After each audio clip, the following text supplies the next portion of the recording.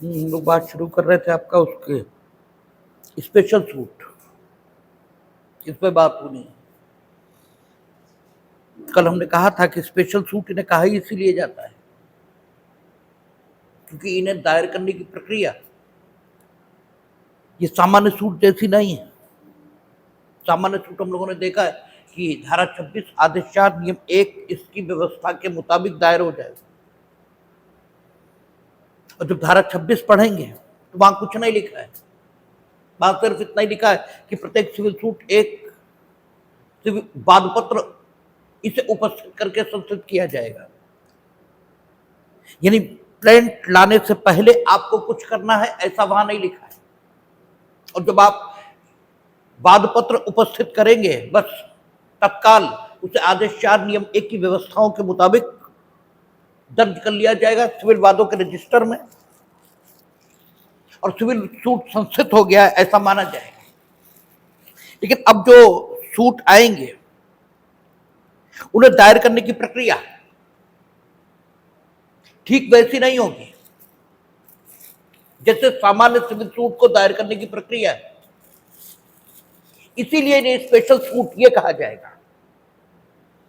और ये कहां दिए 27 से लेकर 37 तक, इनमें से एक की भी दायर करने की प्रक्रिया आप देखेंगे तो स्पेशल प्रोसीजर वहां इन्हें दायर करने के लिए दिया गया है, चाहे ऑर्डर 35 हो जो इंटरप्रीटर सूट की बात करेगा, अंतराभिवाचीवाद वो अपने आप में स्पेशल सूट है, धारा 88 इसके साथ पढ़ा जाएगा, और एक स्पेशल प्रोसीजर वो इनेक्ट करेगा। ऐसे ही आदेश 37 जहां समरी डिस्पोजल है, आदेश 36 जहां फ्रेंडली सूट है, आदेश 36 नॉर्मली जो सूट की पार्टी होती है उनके बीच किसी बात को लेकर लिटिगेशन हो रहा होता है, लेकिन आर्टिकल 36 हम लोग देखेंगे वहां कोई लिटिगेशन नहीं है। लिटिगेशन नहीं कहने का तात्पर्य यह है कि पारंपरिक तौर पर जो लिटिगेशन माना जाता है, कन्वेंशनल तरीके से जिसे लिटिगेशन मानते हैं वो वहां नहीं है। कन्वेंशनल तरीके से जो लिटिगेशन माना जाता है उसमें विशेषता होती है कि दोनों अपनी अपनी बात सही कह रहे होते हैं, वहां कोई दावा ही नहीं होता। जब हम लोग आदेश 36 देखेंगे तो वहां दिखाई देगा कि कोई एक पर्टिकुलर इश्यू है, उस पर दोनों पक्षकारों को उचित लगता है कि न्यायालय की राय ले ली जाए,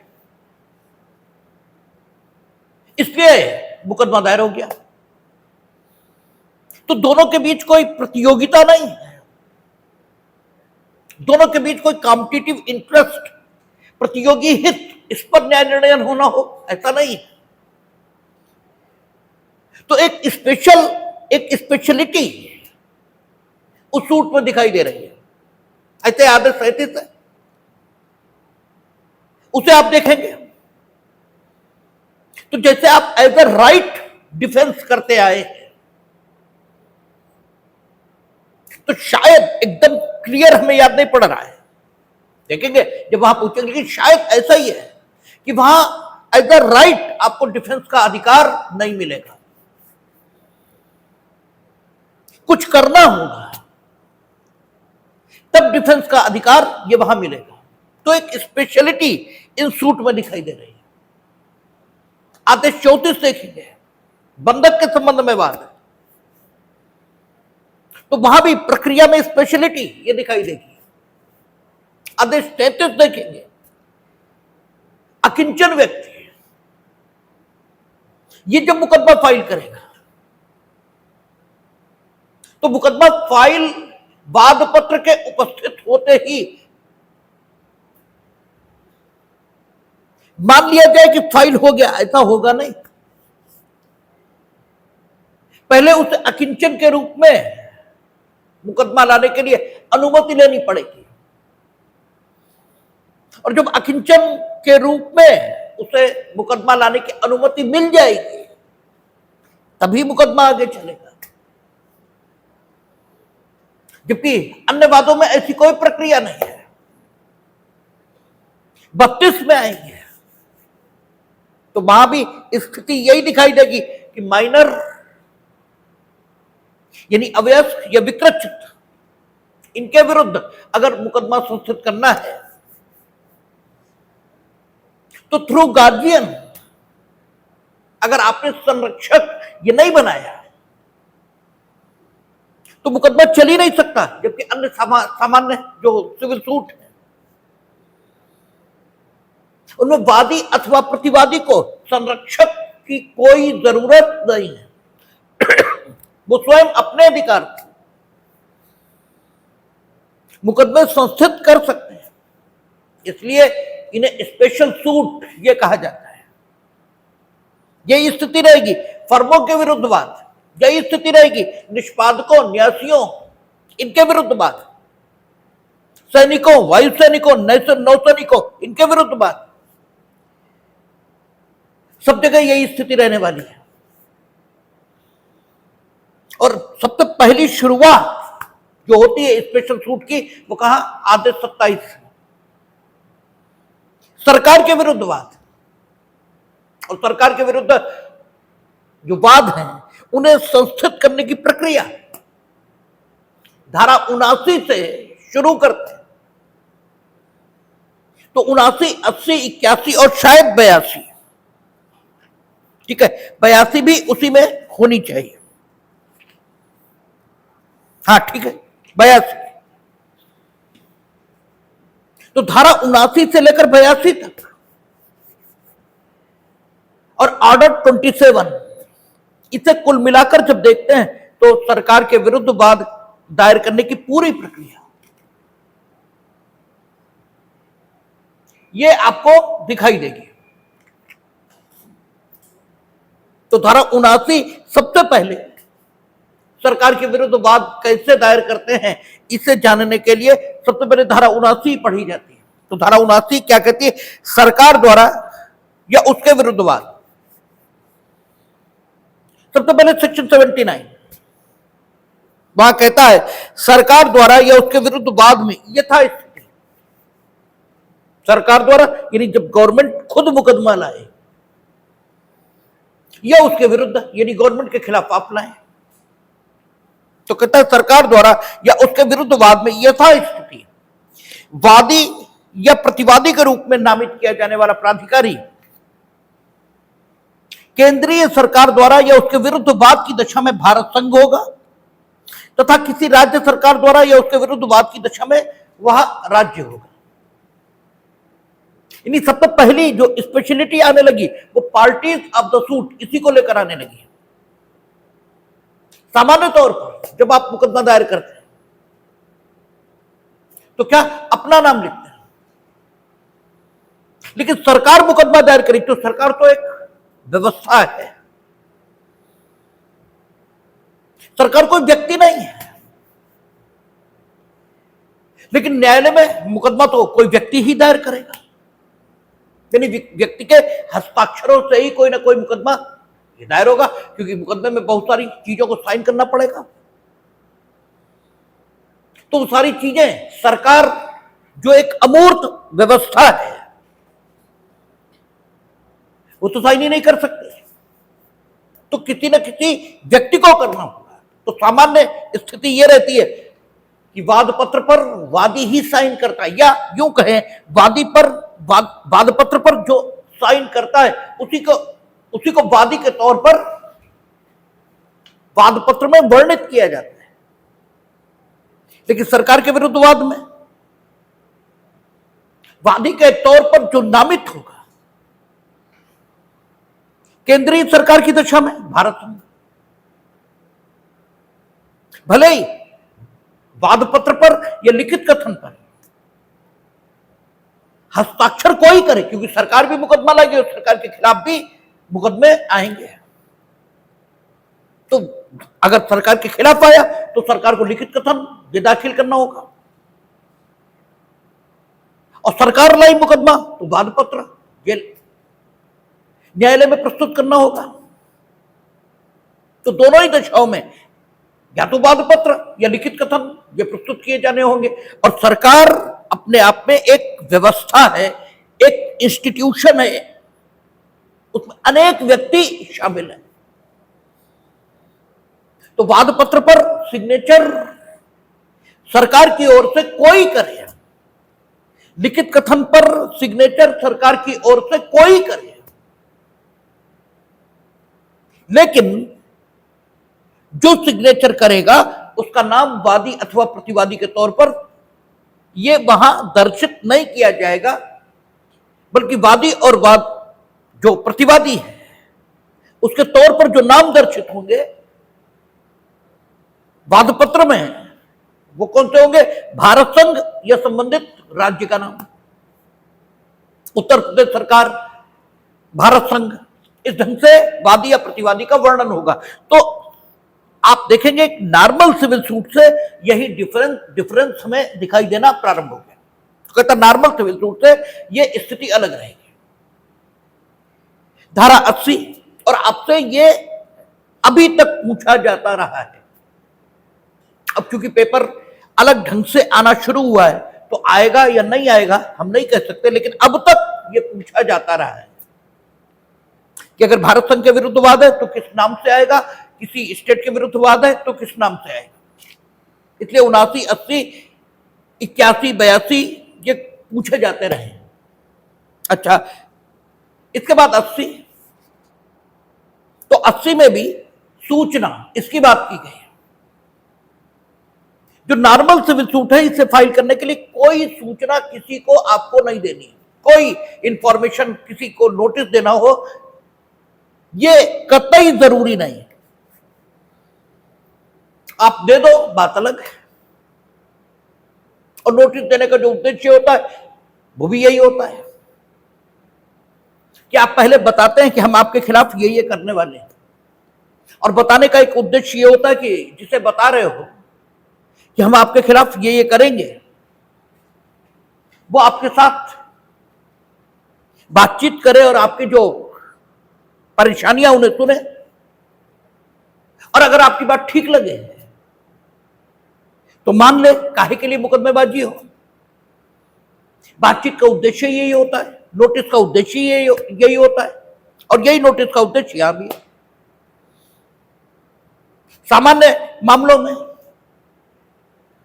क्योंकि व्यक्ति होता है सामने और व्यक्ति के अपने हित होते हैं, आपके भी अपने हित हैं, हितों में संघर्ष हो रहा होता है, तो सामान्य जो सोच है वो ये है कि आदमी आपकी बात मानेगा नहीं, भले ही कितनी भी न्यायपूर्ण आपकी बात हो, अगर उसके अपने हितों पर कुठाराघात हो रहा होगा तो वो आपकी बात नहीं मानेगा। आपकी बात होती रहे न्यायपूर्ण। आप देख लो सड़क पर आजकल अतिक्रमण हट रहा है, पूरी दुकान ही सड़क पर बनाए थे, पूरी दुकान ही सड़क पर थी। ठीक है, जो दुकान ओरिजिनल है उसके आगे एक और दुकान बना रखी, वो पूरी की पूरी सड़क पर है, और जो पूरी की पूरी सड़क पर थी उसे गिराया गया, तो भी ऐसे बता रहे हैं मानो बड़ा गलत हो गया है, जबकि खुद कतई गलत किए बैठे थे। तो आदमी की आदत है, वो अपने हितों के विरुद्ध कोई भी बात सुनना ही नहीं चाहता, उसे हर वो बात गलत लगती है जो उसके अपने हितों के खिलाफ है। तो सामान्य स्थिति यह है कि अगर सामान्यवादी से यह अपेक्षा की जाए कि वो अपना मुकदमा लाने से पूर्व प्रतिवादी को नोटिस दे, तो यह बात करना बेवकूफी का काम होगा, क्योंकि नॉर्मल स्थिति में प्रतिवादी अपने दावों को छोड़ना ये कभी नहीं चाहेगा, और नॉर्मल स्थितियों में प्रतिवादी अपने दावों को छोड़ेगा भी नहीं।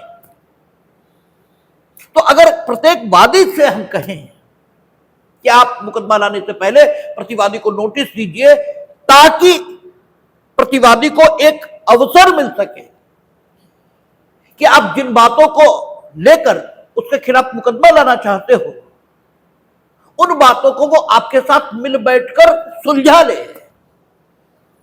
तो ये सिवाय वादी को देर कराने के और कुछ भी नहीं होगा। ठीक है, वादी सिर्फ लेट होगा मुकदमा दायर करने में। अगर हम कहते हैं कि साहब आप कोई भी मुकदमा इंस्टीट्यूट करने से पहले प्रतिवादी को 1 महीने का नोटिस दीजिए, और 1 महीने में अगर वो आपकी बात न माने तो मुकदमा लाइए। तो केवल इतना होगा कि वादी 1 महीना लेट हो जाएगा मुकदमा दायर करने में। शायद कोई इतना भला प्रतिवादी मिल जाए, शायद कोई इतना भला आदमी मिल जाए ढूंढे से कि जो वादी की न्यायपूर्ण मांग मान ले। अब देखो ना, अतिक्रमण हटाने से पहले वो लाल निशान लगाते हैं, नोटिस देते हैं, ठीक है, खूब हाथ पैर जोड़ते हैं, कान पर जू नहीं रेंगती, कान पर जू नहीं रेंगती, उल्टा ये मानते हैं कि अरे ये तो चलता ही रहता है, ये हटेगा टाइप थोड़ी, और कुछ नहीं होता। जब वो लेकर बुलडोजर खड़े ही हो जाते हैं तभी कान पर जू रेंगती है, क्योंकि आपके अपने हित के खिलाफ वो कहते कहते हार जाते हैं। सारी चीजें इंटर रिलेटेड होती हैं। बिजली आपको 24 घंटे चाहिए, चोरी आप खूब करेंगे, बिल आप जमा ही नहीं करेंगे। तो चोरी जब आप करेंगे, बिल आप जमा ही नहीं करेंगे, तो 24 घंटे कैसे मिलेंगे? आपने कनेक्शन ले रखा है 1 किलोवाट का और उपयोग कर रहे हैं आप 5 किलोवाट, ठीक है, तो लिखत पढ़त में एक मोहल्ले का लोड आ रहा है 100 किलोवाट, उन्होंने 150 किलोवाट का ट्रांसफार्मर रख रखा है कि चलिए किसी के यहां शादी ब्याह होगा तो एडिशनल लोड आएगा तो ट्रिपिंग ना हो। लेकिन आपने कनेक्शन कितने का लिया? 1 किलोवाट का, उपयोग कितना कर रहा है? 5 किलोवाट, तो 150 किलोवाट अगर इसी हिसाब से चलते रहे तो वो 150 किलोवाट का जो ट्रांसफार्मर रखा उस पर लोड आ जाएगा 500 किलोवाट का। अब वो ट्रिप कर रही है बार बार, ठीक है, और आप गाली बक रहे हैं कि वो तो कोई व्यवस्था ही नहीं है, व्यवस्था सब आप बिगाड़े हैं, ठीक है। तो ऐसा हम नहीं करें कि सरकार निर्दोष होती, लेकिन यह भी सही है कि हर जगह सरकार का दोष हो, यह भी नहीं होता, ठीक है। तो आदमी इतना बेहतर नहीं है, और इतना बेहतर अगर आदमी होता तो कानून की जरूरत ही कहां थी? हमने तो आपसे कई बार कहा कि किसी भी समाज में कानून है इसका मतलब ही है वो समाज ठीक नहीं। ये तो बदतमीजों के लिए बना हुआ है, जो ठीक रह ही नहीं सकते उनसे कहा जाता है कि डंडे के जोर पर तुम्हें ठीक रखेंगे। तो जानवरों के लिए की गई व्यवस्था है, मर्यादाओं का निर्धारण किसके लिए किया जाता है? जानवरों के लिए। आदमियों के लिए मर्यादा का निर्धारण, ये तो बड़ी अपमानजनक स्थिति है, तो बड़ी खराब पोजीशन है कि हमें यह कहना पड़े कि कोई किसी की हत्या नहीं करेगा। इससे ज्यादा जलील बात किसी समाज के लिए क्या हो सकती है?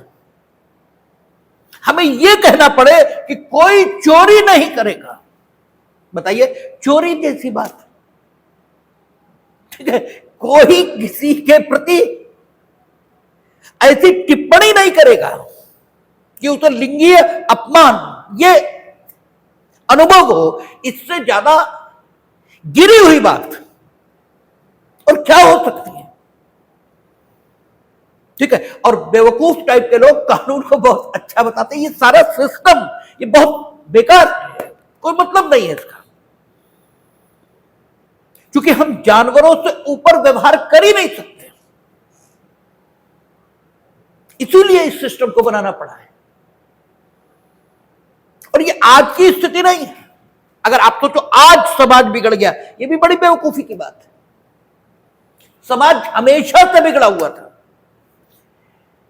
कोई बड़े मजाक में हमें बता रहा था, बात उसकी ठीक, कि दुनिया की सबसे पुरानी किताब जो छपी होगी वो मिल गई ऐसा कोई वास्तविकता में नहीं कह रहा, वो एक सिटायर है, एक व्यंग है कि दुनिया की सबसे पुरानी किताब जो छपी वो मिल गई। उसमें लिखा हुआ यह था कि पहले का आदमी अच्छा था, आदमी अब बहुत बिगड़ गया है। ठीक है, तो यही स्थिति दुनिया में हमेशा ऐसे ही रहा है। नहीं तो प्लेटो ये नहीं कहता कि आदमी को पता ही नहीं है कि ठीक क्या है, और ठीक जो है वो उसके अपने हित के विरुद्ध है। ठीक है, प्लेटो ने यह भी कहा कि ठीक जो कुछ है वो उसके अपने हित के खिलाफ है। ठीक वही है जो उसके अपने हित के खिलाफ है। हीगल ने इसी बात को दूसरे ढंग से कहा है। हीगल ने कहा अगर आपको पता करना है कि ठीक क्या है तो ये देखिए कि मेरे हित के खिलाफ क्या है, जो आपके हित के खिलाफ हो वही ठीक है। ठीक है, तो प्लेटो ये कहता है कि आदमी को ठीक मालूम नहीं है, और अगर मालूम है तो चूंकि उसके हित के खिलाफ है तो करेगा नहीं। इसलिए प्लेटो प्रारंभिक तौर पर विधि की उपदेशात्मक भूमिका को स्वीकार करता है। ठीक है, उपदेशात्मक अर्थात वो कहता है कि विधि, उसके अनुसार विधि का निर्माता कौन है? राजा। वो विधि को नहीं स्वीकार करता, वो कहता दार्शनिक राजा होना चाहिए, राजा ये बताएगा कि आपके लिए ठीक क्या है। प्रथमता बताएगा, यानी प्रथमता बल का उपयोग नहीं करेगा, प्रथमता बताएगा कि आपके लिए ये ठीक है। जब आप नहीं मानेंगे तब राजा अंतिम रूप से बल का उपयोग करेगा। दूसरी ओर हीगल है। हीगल, चूंकि यह भी आपको पूछा जाता है, किसी यूनिवर्सिटी के एलएलएम इंट्रेंस में पूछ दिया जाएगा, पूछा जा चुका है कि हिटलर का फिलोसॉफिकल गुरु, दार्शनिक उसका जो गुरु है वो कौन माना जाता है? तो हीगल माना जाता है। हीगल ने यह कहा कि जो कुछ ठीक है वो आपके हित के खिलाफ है। आप जानना चाहते ठीक क्या है, तो सोचिए किसी पर्टिकुलर सिचुएशन में कि आपके हित के खिलाफ क्या है, बस वही ठीक है। और जो कुछ आपके हित के खिलाफ वही सार्वजनिक हित में, इसलिए उसे किया जाना चाहिए। यहां तक प्लेटो और हीगल एक जैसे दिखाई देते हैं, फिर दोनों अलग होना शुरू होते हैं। हीगल कहता है चूंकि तुम मानोगे नहीं, तुम्हारे हित के खिलाफ है, तुम मानोगे ही नहीं, इसलिए डंडा उठाना पड़ेगा। ठीक है, चूंकि तुम्हारे हित के विरुद्ध है इसलिए तुम मानोगे कहता ही नहीं, इसलिए बेत उठाना पड़ेगा। तो वो राज्य की पितृसत्तात्मक भूमिका को स्वीकार करता है। ठीक है, राज्य पिता की भांति है, पिता आपका दुश्मन थोड़ी है, सख्ती करता है लेकिन दुश्मन नहीं है। ठीक है, तो पितृसत्तात्मक भूमिका राज्य की वो स्वीकार करता है। वो कहता बेत मारेंगे, वही कराएंगे जो ठीक है। ठीक है, तो हिटलर की विचारधारा इससे, वो सॉरी हीगल की विचारधारा इससे हिटलर पैदा होता है, और प्लेटो दूसरे ढंग की बात कहता है। तो लगभग एक तल पर दोनों समान है, लेकिन फिर उनमें असमानता यह पैदा होना शुरू होती है। ठीक है, लेकिन विचार के स्तर पर दोनों एक है, और जो विचारक होता है उसका जो विचार होता है वो चूंकि कमरे में बैठकर होता है, इसलिए वो जो यथार्थ पर उतरता है, जब उसको अप्लाई किया जाता है तो फिर कॉम्प्लिकेशन आते हैं, क्योंकि जो यथार्थ में कॉम्प्लिकेशन आने वाले वो कमरे में बैठकर सोचे नहीं जा सकते। हमने आपसे कई बार कहा कि आईपीसी इतनी बेहतर विधि इसीलिए बन पाई क्योंकि वो लंबे समय, लगभग 1933 में बन गई है, लगभग 25-26 साल, ठीक है, लागू नहीं हुई, बल्कि उस पर प्रयोग होते रहे। देखा गया कि कैसी कैसी स्थितियां आती हैं और फिर उन सब स्थितियों को शासित करने के लिए उसमें संशोधन ये होते रहे। इसलिए आप देखें कि छल की परिभाषा हो, चोरी की परिभाषा हो, लूट की परिभाषा हो, लगभग आप जो कुछ सोचते हैं उस सभी के लिए वो बंद वहां मिल जाता है। ठीक है, आईपीसी इतना बेहतर इनेक्टमेंट इसीलिए बना क्योंकि लगभग 27 साल तक उस पर प्रयोग होता रहा। ठीक है ना, ऐसे ही है कि फिलॉसफर सोचता ठीक है, बात हीगल की भी ठीक है और बात प्लेटो की भी ठीक है, लेकिन जब इन एप्लीकेशन दोनों विचार आएंगे तो कॉम्प्लिकेशन आने हैं। हिटलर की बात लागू करोगे तो सॉरी हीगल की बात लागू करोगे तो हिटलर पैदा होंगे, क्योंकि आदमी बेसिकली बदतमीज है। वो पितृसत्तात्मक भूमिका में आ जाएगा तो दूसरों का उत्पीड़न शुरू कर देगा। ठीक है, जैसे ज्येष्ठाधिकार था भारत के परिवारों में, तो ज्येष्ठाधिकार यानी जो बड़ा भाई है, ठीक है, उसी के हाथ में सब कुछ रहेगा। ये तभी तक ठीक था जब तक राम बड़े भाई थे। ठीक है, राम अन्याय नहीं कर सकते। आज तुम अपेक्षा करो ज्येष्ठाधिकार की तो वो सब अपने ही नाम लिखा लेंगे। रोज कचहरी मुकदमे रोज आ रहे कि पिताजी ने अपनी आय से बड़े भाई के नाम सब कुछ खरीद लिया। खरीदा पिताजी ने, बड़े भाई के सिर्फ नाम है। बड़ा भाई कह रहा है तो हमारी है सारी की सारी, वो तो पिताजी ने हमें दी, हमारे नाम खरीदी, क्योंकि कतई ऐसा नहीं था। बस पिताजी थोड़ी मूर्खता कर गए, जमाने की जो चाल थी उसको नहीं देख सके, इसलिए उन्होंने तुम्हारे नाम खरीद दी। वही समझ रहे कि राम का युग चल रहा है। ठीक है, तो जो बड़े भाई साहब हैं वो किसी को दे ही नहीं रहे। वो कह रहे नहीं तब मेरा ही है क्योंकि पिताजी ने मेरा नाम खरीदा, तुम लोग निकलो।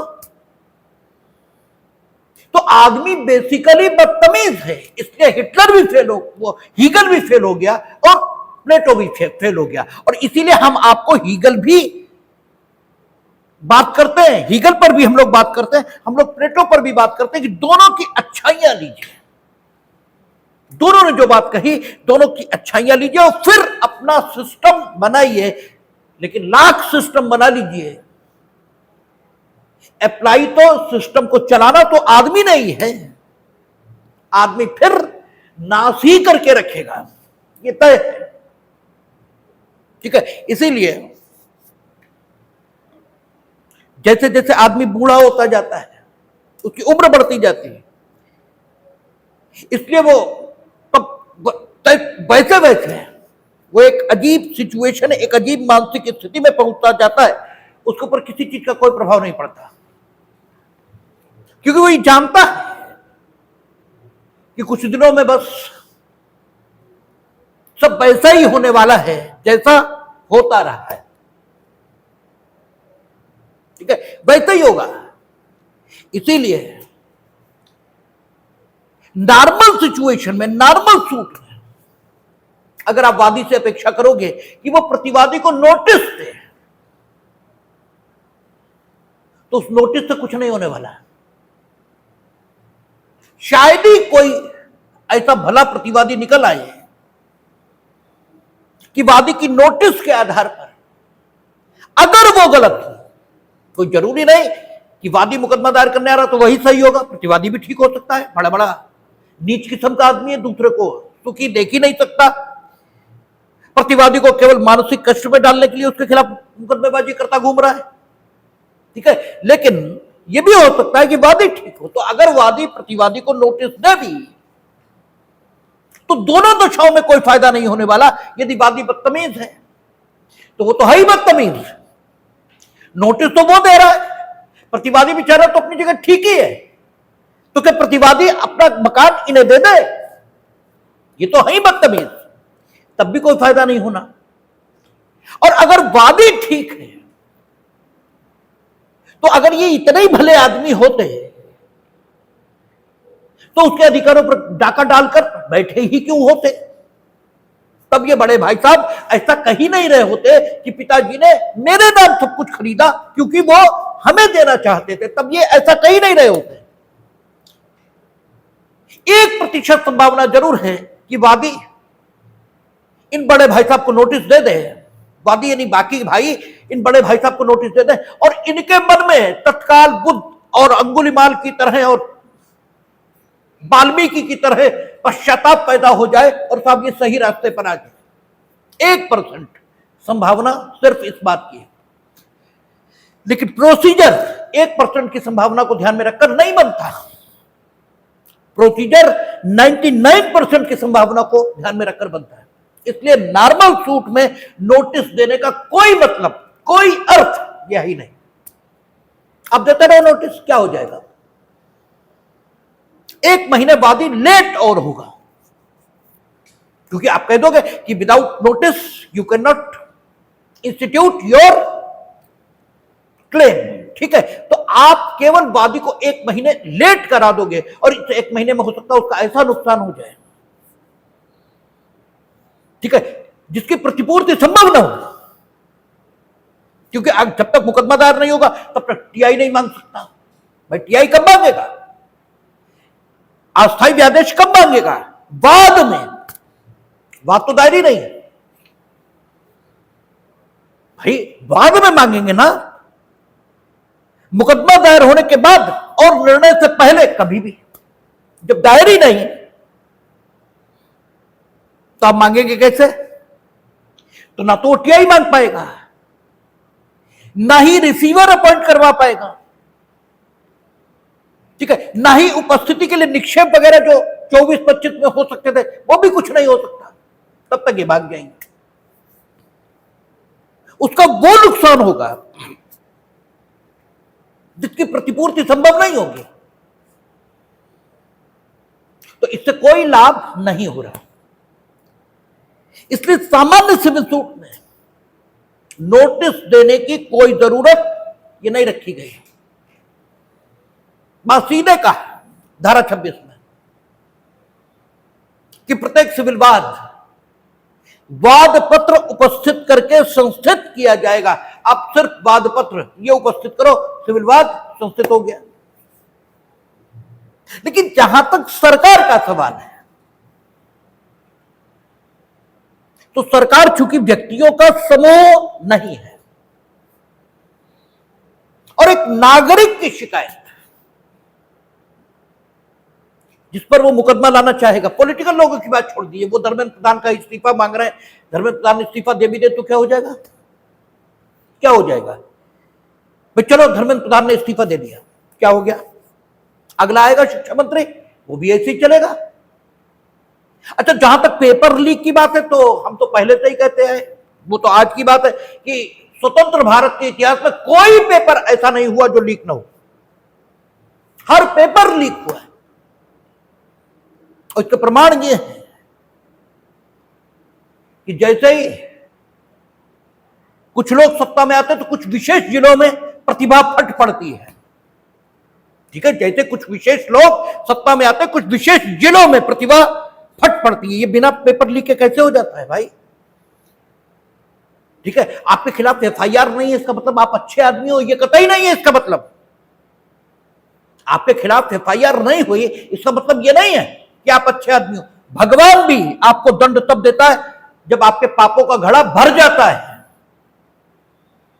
और पापों का घड़ा भरने के लिए जिस दिन पहला पाप आपने किया था उस दिन भगवान की ओर से भी आपको दंड नहीं मिला था, लेकिन उसका मतलब यह नहीं था कि उस दिनांक पर आप पापी नहीं थे। पापी आप उस दिनांक पर भी थे, यह अलग बात थी कि आपके पापों का घड़ा भरा नहीं था, ठीक है ना। यह अलग बात है कि कौरवों के पापों का घड़ा भरा नहीं था, इसलिए कृष्ण अपने उस स्वरूप में नहीं आ रहे थे जिस स्वरूप में उन्हें आ जाना चाहिए था पहले दिन। अर्थात अर्जुन को इस बात के लिए प्रेरित करना कि कैसे भी इन सबको खत्म कर दो, उस स्वरूप में वो नहीं आ रहे थे। अभिमन्यु की मौत ने वो घड़ा भर दिया, ठीक है ना। वो अंतिम चोट जो होनी चाहिए थी वो अभिमन्यु की मौत ने पूरी कर दी। लेकिन इसका मतलब यह नहीं था कि कौरव न्याय के पथ पर थे। वो पहले दिन से वही सब कर रहे थे जिसके लिए उन्हें दंड मिलना चाहिए था। तो आपके खिलाफ एफआईआर नहीं है, इसका मतलब यह नहीं है कि आप बड़े अच्छे आदमी हो। आप कितने अच्छे हो ये आपके अपने मन को पता है कि कितने अच्छे हो, ठीक है। तो पेपर ये पहले भी लीक होते रहे, हमेशा हुए हैं और हमेशा होंगे, ये भी लिख लीजिए, हमेशा होंगे। कुछ भी कर लो, कुछ भी कर लो, क्योंकि आदमी जहां इन्वॉल्व रहेगा वहां गड़बड़ होगी। बस सिर्फ इतना ही किया जा सकता है कि गड़बड़ होने के बाद कार्रवाई क्या हुई ये देखना पड़ता है। तो पहली बार है जिसमें सरकार ने स्वीकार किया कि हां गड़बड़ हुई है। पहली बार हुआ कि top to bottom prime minister level पर खुद मॉनिटरिंग की गई कि अब की गड़बड़ नहीं होनी चाहिए, और सबको पकड़ा और सबको जेल भेजा। आप सिर्फ इतना ही कर सकते हैं, बाकी कुछ नहीं कर सकते। बना लो कानून, कत्ल रुक गए, न रुके हैं न रुकेंगे। सबके पीछे एक पुलिस वाला खड़ा करो तो भी नहीं रुकेंगे, तो वो पुलिस वाला भी मारा जाएगा और आदमी भी मारा जाएगा। एक की बढ़ोतरी और होगी, खड़ा कर दो पुलिस वाला तो फिर उस जिसे हमें मारना ही है फिर हम उस हिसाब से व्यवस्था करेंगे। क्या प्राइम मिनिस्टर नहीं मारे गए जिनके पीछे बहुत सुरक्षा थी? क्या हो जाएगा? कुछ नहीं होना, ठीक है। इसका मतलब यह भी नहीं है कि हम हाथ पर हाथ रख के बैठ जाएंगे, इसका मतलब यह भी नहीं होता, ठीक है। बेहतरी की दिशा में प्रयास होना चाहिए, लेकिन यह सोचना कि कोई बड़ी क्रांति आ जाएगी ऐसा कभी नहीं होता। जो चीजें जैसे होती है वैसे ही होती हैं, वो वैसे ही चलेंगे। तो चूंकि सरकार व्यक्ति नहीं होती, पॉलिटिकल लोगों की बात छोड़ दें कि वो धर्मेंद्र प्रधान का इस्तीफा मांग रहे हैं, उनकी बात छोड़ दें, वो दूर, उन्हें मालूम है कुछ नहीं होना इससे। धर्मेंद्र प्रधान हट जाए, ये पूरी सरकार हट जाए तो भी कुछ नहीं होना, वो भी जानते हैं। लेकिन उनका उद्देश्य सिर्फ इतना ही है कि इन्हें हटा के हम सत्ता में आ जाए, बस उनका उद्देश्य सिर्फ यहीं तक है, इसके बाद कुछ नहीं। लेकिन एक आम आदमी, उसे अगर सरकार से शिकायत है तो उसे सरकार में प्रधानमंत्री शिकायत नहीं है, उसे बिजली के विभाग से शिकायत है, उसे नगर निगम से शिकायत है, ठीक है, उसे पीडब्ल्यूडी से शिकायत है, ठीक है। उसकी शिकायत विभागों से, ठीक है ना। उसकी शिकायत सरकार से है, मीनिंग देर भाई उसका पेंशन नहीं दे रहे, उसका फंड नहीं दे रहे, ठीक है, उसके रास्ते पर सड़क बनाए दे रहे हैं, ठीक है, उसकी अपनी जमीन पर अननेसेसरी डीएम साहब चढ़ गए या लोकल कोई एमएलए एमपी चढ़ गए, उसका मकान गिराए दे रहा है। यह है उसकी परेशानी। और इसमें अगर सरकार के आला अफसरों को, सरकार के जिम्मेदार लोगों को सूचित किया जाए कि गड़बड़ कर रहा है, गलत कर रहा है, ठीक है ना। तो चूंकि किसी का कोई पर्सनल अहित, कोई व्यक्तिगत अहित, ठीक है, प्रपोज्डवादी है, यानी जो मुकदमा लाने की बात कर रहा है, ठीक है, उसका जो दुख दर्द है, उस दुख दर्द के निवारण में स्वयं व्यक्तिगत रूप से सरकार के आला अधिकारियों का कुछ नहीं बिगड़ना है। ऐसा नहीं है कि उसके दुख दर्द का निवारण अगर करेंगे तो इनका कुछ अहित हो जाएगा, ऐसी दशा नहीं है। जबकि एक नॉर्मल सिविल सूट में यह दशा होती है। अगर हम विभाग की बात मान लें तो हमें अपनी बढ़ी हुई दुकान गिरानी पड़ेगी, और हम ये कभी नहीं चाहेंगे। अगर हम बड़े भाई साहब अपने छोटे भाइयों की बात मान लें तो जो कब्जा किए बैठे हैं वो उसे देना पड़ेगा, ठीक है ना, इसलिए वो नहीं मानेंगे। लेकिन सरकार के विरुद्ध मामलों में इस बात की संभावना है कि जो प्रपोज्डवादी है वो अपनी बात कहे और सरकार के जिम्मेदार लोग उसकी बात मान लें, इस बात की संभावना है। एक बात आपको यह समझना चाहिए कि ये स्पेशल प्रोसीजर क्यों रखा, ठीक है, वही जरूरत क्या है भाई। ऐसा तो है नहीं कि सामान्यवादी या सामान्य व्यक्ति इसके साथ हमें कुछ बुरा करना है, ऐसा तो है नहीं, इसलिए इसे नोटिस नहीं दिया जाएगा लेकिन सरकार को दिया जाएगा। यह सोचना बेवकूफी है। हालांकि आपको फेसबुकीय मूर्ख यही सिखाते हैं, खुद को बहुत बुद्धिमान बताएंगे। और चूंकि कानून उसकी जो युक्ति संगतता है उनकी समझ में नहीं आ रही है, तो जब समझ में नहीं आ रही तो उसकी मनमानी व्याख्या करो। जो उनकी समझ में है उनकी वही कानून है, ये मान लीजिए आप। तो कानून आम आदमी के साथ बुरा करना चाहता है ये नहीं। आप कहो कि कानून बुरा करना चाहता है इसलिए उसने नोटिस की व्यवस्था सामान्य व्यक्ति के मामले में नहीं रखी, सरकार के मामले में रखी। नहीं, ये बात गलत है। सरकार के मामले में इसलिए रखी है क्योंकि यहां एमिकेबली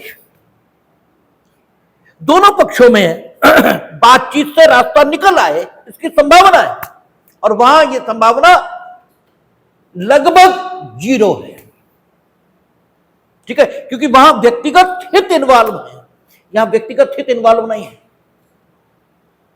अरे भाई, मेरी जमीन पर अगर आप कब्जा करके सड़क बना रहे हो और हम बताएंगे कि भाई मेरी जमीन है, तो तुम क्यों नहीं मान लोगे? क्योंकि मेरी जमीन पर सड़क बनाना तो आपका उद्देश्य नहीं हो सकता, आपका उद्देश्य सड़क बनाना हो सकता है।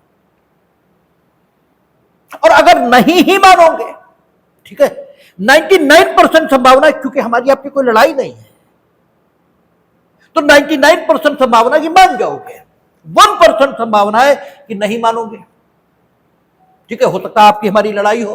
तो यहां नोटिस की उपयोगिता है, वहां नोटिस की उपयोगिता नहीं है, ठीक है ना। इसलिए सरकार के विरुद्ध वादों में नोटिस आप पहले देंगे मुकदमा लाने से पहले, यह कहा गया है। विदाउट नोटिस सरकार के खिलाफ कोई मुकदमा नहीं आएगा, और अगर आएगा तो निरस्त कर दिया जाएगा। पहले नोटिस दीजिए फिर आइए। एक चीज और भी है, एक तो संभावना यह है कि सरकार के विरुद्ध वादों में नोटिस दिए जाने के परिणाम स्वरूप मुकदमा लाने की जरूरत न पड़े, ऐसी स्थिति निर्मित हो जाए। एक बात तो यह है। दूसरी बात यह है कि सरकार के विरुद्ध अगर मुकदमा लाया जाएगा तो जो खर्च होगा, ठीक है, मुकदमे में, अंततः वो किस पर पड़ेगा? आप पर ही पड़ेगा, क्योंकि वो राजकोष से खर्च किया जाएगा। और क्योंकि राजकोष से खर्च किया जाएगा वो, तो राजकोष में पैसे आते कहां से हैं? आपके टैक्सेस से आते हैं ना। तो ये युक्ति संगत भी नहीं है कि राजकोष से ऐसे ही पैसे खर्च किए जाए। कोशिश होनी चाहिए कि मुकदमा लाने की जरूरत न पड़े। इसलिए भी सरकार के विरुद्ध मुकदमा लाने के पहले नोटिस देने की जरूरत है। तीसरी बात कि अब जब नोटिस देने की जरूरत है सरकार के विरुद्ध मुकदमा लाने से पहले, तो नोटिस जो आप दे वो वाकई नोटिस हो। आपने कह दिया कि नोटिस हमने दे दिया, खाली नोटिस उस पर लिख दिया और दे दिया, इससे क्या फायदा हुआ? ठीक है, वही कहते ना कि कानून जो पढ़ने लगता है वो खपती हो जाता है। नॉर्मल समाज की धारणा ये रहती है। उनकी धारणा ये क्यों बनती है? इसलिए बनती है क्योंकि जो कानून पढ़ लेगा उसके दिमाग वैसे ही चलने शुरू हो जाएंगे। हमने कहा दरवाजा बंद कर दो, इसका मतलब होता है दरवाजा बंद कर दो। अगर दरवाजा प्रॉपरली बंद नहीं किया गया या ऐसे बंद किया गया है कि वो ऑटोमेटिकली खुद ब खुद थोड़ी ही देर में खुल जाएगा, तो बंद करने कोई मतलब नहीं है। कहां बंद किया है आपने? आपने बेवकूफ बनाया है, यह कहा जाएगा। तो नोटिस देने का मतलब है नोटिस का दिया जाना। और वहां इस बात पर भी बात चलती है, वो कहते सरकार नोटिस, साहब हमने तो नोटिस दे दिया। उन्हें कहा दिया, दिखाओ, ये नोटिस है, कुछ तो इसमें लिखा नहीं। ये जो लिखा है उसका वाद से कोई संबंध नहीं। ये जो लिखा है वो इतना आधा अधूरा है कि कौन आदमी किस बात पर किसके खिलाफ मुकदमा लाने वाला है पता ही नहीं लग रहा। तो कुछ आप बताएंगे? ये खाली नोटिस की औपचारिकता ये पूरी कर देंगे। इसलिए जब हम लोग धारा 80 देखेंगे तो वो बताएंगे इसेंशियल्स ऑफ द नोटिस क्या हैं। यानी आपने अगर वो नोटिस में वर्णित नहीं किए तो चूंकि आपने इसेंशियल्स पूरे नहीं किए इसलिए उसे नोटिस नहीं मानेंगे। और जब नहीं मानेंगे तो सरकार के विरुद्ध मुकदमा नोटिस देकर ही इंस्टीट्यूट हो सकता है। ठीक है। अब व्यवस्थाएं बनाई हमेशा अच्छे के लिए जाती। हीगल ने यह सोच के थोड़ी कहा था कि मेरी बात के आधार पर हिटलर जैसे लोग पैदा होंगे। उसने ये सोच के नहीं कहा था। तो कोई भी ऐसा व्यक्ति जिसे आपको पीटने का प्राधिकार है तो वो कहता तुम्हें मार मार के हड्डी तोड़ देंगे तुम्हारी, तो हड्डी तोड़ थोड़ी देगा। ठीक है। इससे वो अपना आक्रोश व्यक्त कर रहा है सिर्फ, और कुछ भी नहीं है। वो अगर मारेगा भी तो भी हड्डी नहीं तोड़ेगा, और अगर हड्डी तोड़ेगा तो फिर उसके लिए कानून आएगा। बाप भी बेटे को नहीं मार सकता। ठीक है। बाप भी बेटे को नहीं मार सकता। बातें अलग अलग हैं। आपने किसे मारा यह प्रश्न महत्व का नहीं होता। प्रश्न इसका होता है कि आपने क्यों मारा, किस भाव से मारा। मारना हर्ट यानी उपहति, इसे भी जन्म दे सकता है। ठीक है। मारना अपमान, ठीक है, इस आशय से कि आप लोक शांति को भंग कर दो, इसे भी जन्म दे सकता है। जो पहले 504 में अपराध था। 504 में कहता था ना कि आप किसी भी व्यक्ति को किसी भी काम के माध्यम से इस प्रकार प्रकोपित कर रहे हो कि वो प्रकोपन में आके लोक शांति को भंग कर दे। आपने किसी के एक थप्पड़ मार दिया चौराहे पर, तो चोट पहुंचाना उद्देश्य नहीं है, क्योंकि चोट पहुंचाना उद्देश्य होता तो एक थप्पड़ नहीं मारते, कम से कम 20 मारते। ठीक है। चोट पहुंचाना उद्देश्य नहीं हो सकता, अपमानित करना उद्देश्य है। मामला 504 में है, 323 में नहीं है। लेकिन ये 504 में है, 323 में कब तय होगा? विचारण से। ठीक है ना। एफआईआर हो सकता 323 में ही हो जाए। एफआईआर तो नहीं होगी क्योंकि 323 नॉन कॉग्निजेबल ऑफेंस है एनसीआर। लेकिन अल्टीमेटली जब देखेंगे तो ये अपमानित करने का मामला है, ये पीटने का मामला नहीं है। 20 थप्पड़ मारे, अब पीटने का मामला है। अब चोट पहुंचाना चाहते थे तो 323 है। ठीक है। और एक थप्पड़ मारा और पकड़ा, ले गए, स्कूल ले गए। न मारने का उद्देश्य था, न अपमानित करने का था, सुधारने का उद्देश्य था। ठीक है ना। तो काम एक ही होगा, काम तो एक ही होगा। करता इसका भाव क्या है, इसके आधार पर तय होंगी चीजें।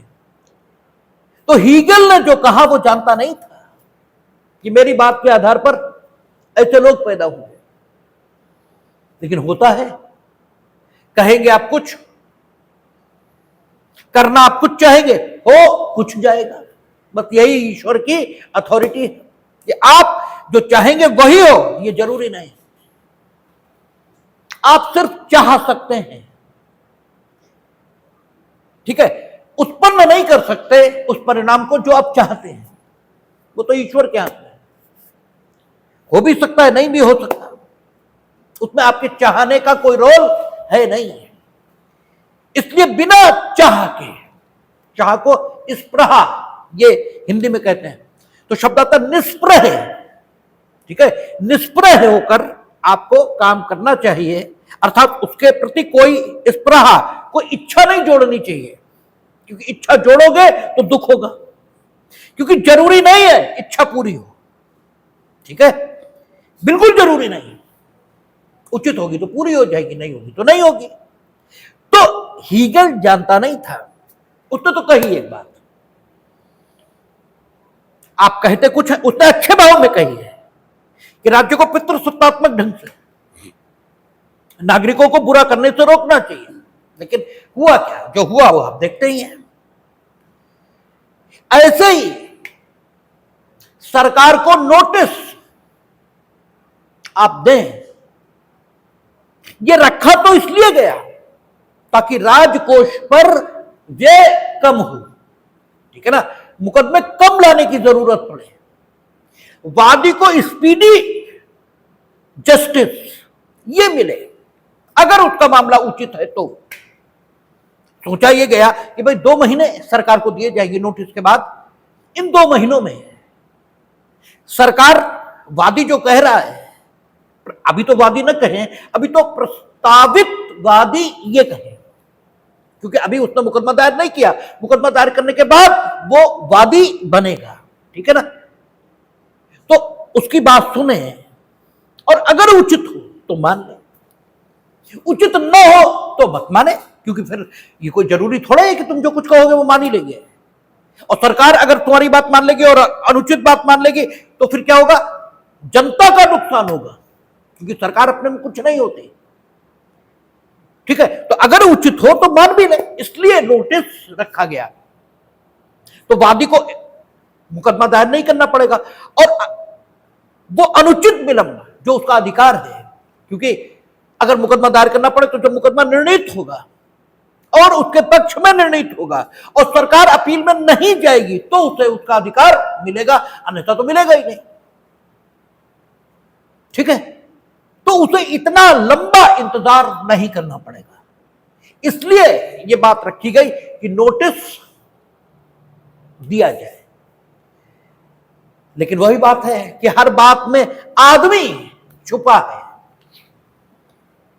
सरकार में भी अंततः तो आदमी ही बैठे हैं। ये आईएएस इन्हें तो देंगे नोटिस, क्योंकि अभी हम लोग पढ़ेंगे सचिव को नोटिस दिया जाएगा या कलेक्टर को दिया जाएगा, तो न तो कलेक्टर, वो तो है ही कलेक्टर, वो तो किसी की बात ही सुनने को राजी नहीं, और सचिव वो भी आईएएस है, वो भी खुद को भगवान ही मान रहा है। तो इस नोटिस ने जो व्यवहारिक परिणाम पैदा किए, इस नोटिस की जरूरत है, वो व्यवहारिक परिणाम ये है कि सरकार किसी की नहीं सुन रही, क्योंकि सरकार कुछ होती नहीं, सरकार तो व्यक्तियों का समूह है भाई, सरकार तो व्यक्तियों का समूह है। नोटिस तो जा रहा कलेक्टर को, और कलेक्टर ओहो कभी मिलके देखना, घिन आने लगेगी, घिन, ठीक है, हमें तो आने लगती, और हम कभी भी उन मीटिंग्स में जाना पसंद नहीं करते। देखिए, जाना पड़ेगा और जाना पड़ता है ये बात अलग है, और हम पसंद करते हैं ये बात अलग है, ठीक है। जाते तो हैं ही, जाना पड़ता भी है, लेकिन हम पसंद नहीं करते हैं, मतलब पसंद कर रहे हैं, जहां तक होगा कोशिश करेंगे ना जाना पड़े, और जब नहीं ही सफल होंगे तो जाना ही पड़ेगा। तो आप एक बार जरा मिल के देखिएगा, घिन आने लगेगी, घिन। और तभी तो जैसे कोई डालता ना, अमुक व्यक्ति आईएएस हो गया तो मैं हंसी आने लगती, कभी मिल के देखना, भी 2 साल बाद तुम्हारे चनकटा रखेगा बहुत जोर से, घुस नहीं पाओगे, घुस नहीं पाओगे इससे मिलने के लिए। इतना ये स्वार्थी, बेहया और बेशरम हो जाएगा, ठीक, कुछ नहीं, ये कोई अच्छे लोग नहीं, ये बहुत छोटे मन के लोग, बहुत छोटे मन के। आप देखो, पूरी प्रकृति में कोई आपको घमंडी नहीं दिखाई देगा, पूरी प्रकृति में अब सोचो, जिंदगी के लिए सबसे महत्वपूर्ण क्या है? प्रकाश, हवा, पानी, अनाज, कपड़ा। ठीक? प्रकाश सूर्य दे रहा, उसे कोई घमंड नहीं है। कभी तुमसे कहने नहीं आता कि बेटा खूब हमारी धूप का उपयोग कर रहे हो, कल से नहीं निकलेंगे। ठीक है? वो कभी नहीं कहने आता। ये हमने बनाए हैं त्योहार कि कुछ तो हम उसके प्रति आभार व्यक्त करें। वो निर्जीव है, उस पर आभार व्यक्त करने से कोई असर नहीं पड़ता, लेकिन तुम्हारी आभार व्यक्त करने की आदत कम से कम ये तो विकसित होती है कि कोई तुम्हारे लिए कुछ करे तो तुम नाशुक्रे न बने रहो, कम से कम थैंकफुल रहो। ठीक है? इसलिए सूर्य को तुम्हारी पूजा की कोई जरूरत नहीं है, तुम्हें उसकी पूजा की जरूरत है। ठीक है ना? तुम उसकी पूजा करोगे तो अच्छा रहोगे, अच्छे आदमी बन पाओगे। पेड़, उसे तुम्हारी पूजा कोई जरूरत नहीं, वो तुमसे कहने भी नहीं आता कि पूजा करो। ठीक है? और उसी से तुम्हें हवा मिलती है। ठीक है? जीवन चलता है तुम्हारा, सबसे जरूरी चीज है। ठीक है? आदमी के जीवन के लिए कपड़ा अंततः कपास से आएगा। ठीक है? वो भी पेड़ है। अनाज अंततः पेड़ से ही आएगा। ठीक है? पौधे से आएगा, पेड़ से आएगा, वंश तो वही है, जाति अलग अलग हो सकती है। ठीक है? जेनस वही है, स्पीशीज अलग अलग हो सकती है। ठीक है? तो उन्हें जरूरत नहीं है, वो तो निर्जीव है। निर्जीव अगर ना भी कहे साइंस की भाषा में, तो भी उन्हें तुम्हारी जरूरत नहीं, तुम्हें जरूरत है उनकी पूजा करने की। इसलिए हमारी संस्कृति में बैसाखी जैसे त्योहार बनाए और बहुत सारे त्योहार बनाए कि प्रकृति के साथ आपका जुड़ाव रहे। और प्रकृति इतना दे रही है और फिर भी कोई घमंड नहीं। और जो आईएएस कुछ नहीं दे रहे, कुछ नहीं, कुछ भी नहीं। ठीक है? और अगर दे भी रहे तो बहुत कम, और तब अहंकार हो ढूंढे ही नहीं मिलता। ऐसा लगता है कि साहब यही ईश्वर है। ठीक है? और नोटिस किससे जाएगा? इन्हीं को जाएगा। ये तो आदमी की सुनने को तैयार नहीं, ये तो आदमी की सुनने को तो छोड़ो, आदमी को आदमी मानने को तैयार नहीं। तो इस नोटिस संबंधी आवश्यकता नहीं, बस वादी को 2 महीने लेट ही कराया है मुकदमा लाने में सरकार के विरुद्ध। इसकी कोई प्रैक्टिकल उपयोगिता सिद्ध नहीं हो पाई है। और ये एक अनावश्यक, क्योंकि सरकार के विरुद्ध वाद है तो अगर मुकदमा आप बिना नोटिस के लाए तो निरस्त कर दिया जाएगा। तो सरकार को एक और टेक्निकल डिफेंस जरूर मिल जाता है। सरकार को यानी इन्हीं आईएएस, क्योंकि डिफेंड यही करेंगे, आदमी का जस्ट क्लेम निरस्त कराने का। यदि जस्ट नहीं है तब तो ठीक है, लेकिन जस्ट क्लेम भी निरस्त कराने का एक अवसर और मिलता है। इसलिए जो लॉ कमीशन है उसने कई बार सिफारिश की है इसको समाप्त कर देना चाहिए, लेकिन पार्लियामेंट ने इसको समाप्त नहीं किया। इसमें पार्लियामेंट का दोष नहीं है। होता यह है कि पार्लियामेंट में जो कानून बनाते एक्चुअली है वो हीगल जैसे ही लोग होते हैं, प्लेटो जैसे ही लोग होते हैं। ठीक है? वो ये सोचते हैं कि ठीक होगा, ऐसा कर देंगे तो ठीक होगा, लेकिन प्रैक्टिकली जब वो लागू होता है तो वो इन्हें आईएएसओ को लागू करना होता है और उसका नाश ही हो जाता है। ठीक है? इसलिए नोटिस संबंधी ये जो जरूरत है, इसने सरकार को एक टेक्निकल डिफेंस जरूर उपलब्ध कराया और कुछ भी नहीं। हां, कभी कभी इसका उपयोग होता है। एक बार पूरी 26 साल की वकालत में एक बार ऐसा हुआ है कि हमने नोटिस दिया और जस्ट क्लेम था, सेटल हो गया, नोटिस से ही सेटल हो गया, मुकदमा लाने की जरूरत नहीं पड़ी। तो आप ये नहीं कह सकते कि ये अनावश्यक प्रोविजन है, लेकिन इसका फायदा बहुत कम होता है, इसका नुकसान बहुत ज्यादा होता है। इसलिए लॉ कमीशन की बात ठीक है, इसको खत्म कर देना चाहिए। ठीक है? और शेष बात नोटिस क्या होना चाहिए, कैसे इसेंशियल उसके हैं और क्या क्या चीजें और पूरी प्रक्रिया धारा 27 आदेश 27 के साथ क्या है, इस पर कल बात कर लेंगे। देखें।